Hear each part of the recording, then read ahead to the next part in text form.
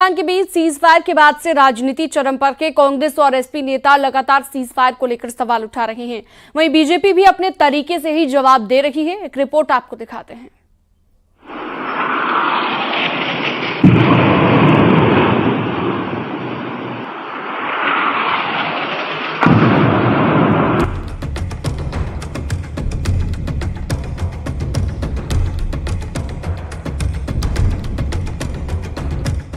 भारत पाकिस्तान में सैन्य संघर्ष के बाद हुए सीज फायर पर सियासत थमने का नाम नहीं ले रही। कांग्रेस लगातार इस पर मुखर है। कांग्रेस सांसद इमरान मसूद ने पूछा है कि जब सेना मजबूत स्थिति में थी तो सीज फायर क्यों किया। अगर सीज फायर भी होना था तो सीज फायर के अंदर बातें होती हैं, लिखित में लिया जाता है, वादे लिए जाते हैं, ओपन बात होती है कि आप आतंकवाद के लिए अपनी जमीन नहीं इस्तेमाल करेंगे, आतंकवाद के लिए आपकी धरती इस्तेमाल नहीं होगी। सेना ने जिस तरह से पराक्रम दिखा करके घर में घुस करके मारा है, कम से कम उसकी तो बात रखी जानी चाहिए थी। जो पाकिस्तान के अंदरूनी हालात हैं, उन अंदरूनी हालात के मद्देनजर हम लोगों को अपर हैंड हासिल था, 1 मिनट में सीज फायर कर दिया। यूपी सरकार में मंत्री जेपीएस राठौड़ ने कांग्रेस पर पलटवार कर कहा कि आतंकवाद को पाकिस्तान में खत्म करने तक ऑपरेशन सिंदूर चलता रहेगा। 100 से ज्यादा आतंकी मारे गए हैं। सेना के उनके जवान और अधिकारी भी 50 से ज्यादा मारे गए हैं। इतना बड़ा बदला लेने का काम हमारी सेना ने किया है। जो सिंदूर ऑपरेशन पूरी तरीके से सफल है और सिंदूर ऑपरेशन ये अभी बंद नहीं है।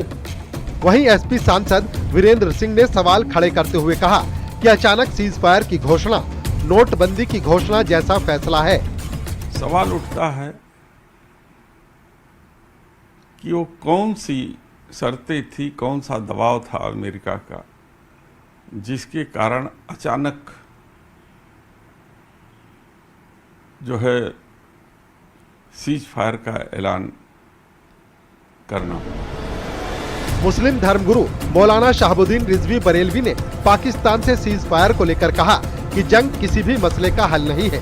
पीओके भारत का हिस्सा था और हमेशा रहेगा। कश्मीर कल भी हमारा हिस्सा था, आज भी हमारा हिस्सा है और भविष्य में इंशाअल्लाह गुलाम कश्मीर की राजधानी मुजफ्फराबाद पर तिरंगा झंडा लहराया जाएगा और गुलाम कश्मीर भारत का हिस्सा होगा।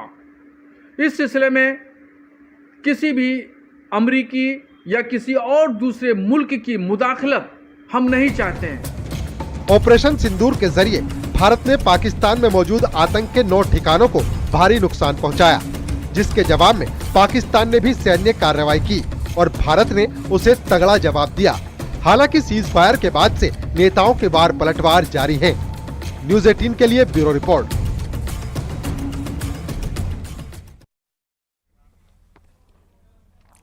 लखनऊ में कल से बीजेपी की तिरंगा यात्रा निकाली जाएगी। सीएम योगी आदित्यनाथ तिरंगा यात्रा को रवाना करेंगे। गांधी प्रतिमा से बीजेपी की तिरंगा यात्रा शुरू होगी और तिरंगा यात्रा में ऑपरेशन सिंदूर की उपलब्धियां बताई जाएंगी।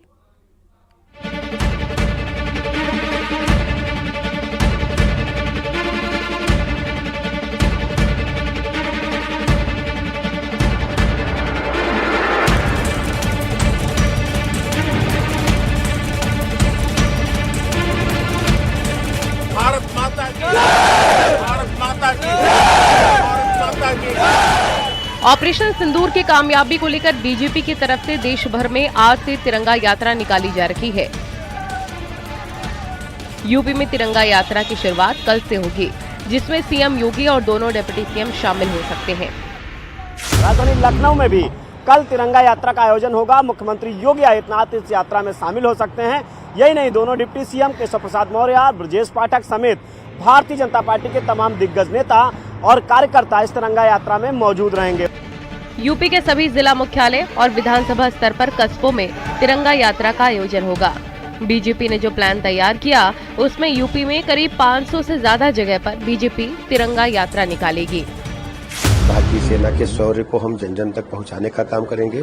जिला मुख्यालय से लेकर गांव, कस्बे, शहरों तक हम सब कार्यकर्ता जाएंगे। ऑपरेशन सिंदूर एक बहुत बड़ी उपलब्धि है, लेकिन कांग्रेस पार्टी विशेष, देखिए, कांग्रेस पार्टी हो या विपक्षी दल हो, उनको हर समय राजनीति सूझती है।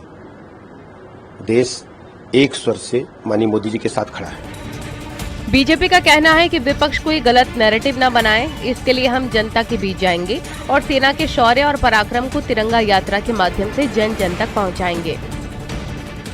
ये विपक्ष ये दूसरा परसेप्शन ना बना दे, नैरेटिव ना बना दे, हमें जनता के बीच में जाना ही पड़ेगा। इसलिए जनता के बीच में जाकर हम सेना के शौर्य पराक्रम को लेकर जनता को बताएंगे, किस तरीके से जो आतंकियों के एक एक ठिकाने को हमने चुन चुन कर वहां उनको ध्वस्त किया है, आतंकियों को मारने का काम किया है। बीजेपी की तिरंगा यात्रा में बड़ी संख्या में कार्यकर्ता, पदाधिकारी और योगी सरकार के मंत्री, विधायक, सांसद मौजूद रहेंगे। उत्तर प्रदेश के सभी जिला मुख्यालयों में, गाँव में, कस्बों में यह तिरंगा यात्रा निकाली जाएगी और इस तिरंगा यात्रा का जो उद्देश्य है वो सेना के शौर्य और पराक्रम को जन जन तक पहुंचाना है। कैमरामैन मनोज शाही के साथ संकेत मिश्रा, न्यूज़ 18 लखनऊ।